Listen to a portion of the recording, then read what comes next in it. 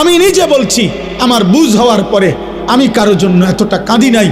আমি আমার এই নওজোয়ান শহীদ শরীফ উসমান হাদি রাহিমাহুল্লাহ তাআলা, তার জন্য আমার চোখের পানি যেটুকু পড়েছে।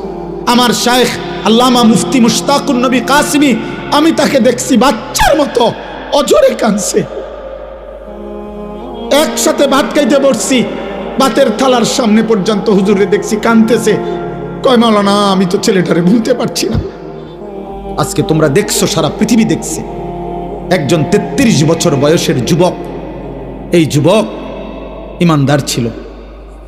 আমার প্রিয় ভাই, আমার কলিজার টুকরা ভাই শহীদ শরীফ উসমান হাদি রাহমাতুল্লাহ আলাই, এই নওজোয়ান ইমানদার নওজোয়ান 5 ওয়াক্ত নামাজ সে পড়ত প্রতিদিন। খুদার কসম, ফজরের নামাজ সে জামাতে পড়ত। ফজরের জন্য বন্ধুদেরকে ডাকতো। ফজরের নামাজ পড়ে তার সংসদীয় এলাকা, যেখান থেকে সে স্বতন্ত্র প্রার্থী হতে চেয়েছে, সেখানে ওয়ার্কিং করত। যেদিন গুলিবিদ্ধ হয়েছে সেদিন তো সে জুমার নামাজ পড়ে আল্লাহকে সেজদা দিয়ে মসজিদ থেকে বাইর হয়েছে। এর কিছুক্ষণের মধ্যেই সে গুলিবিদ্ধ হয়েছে।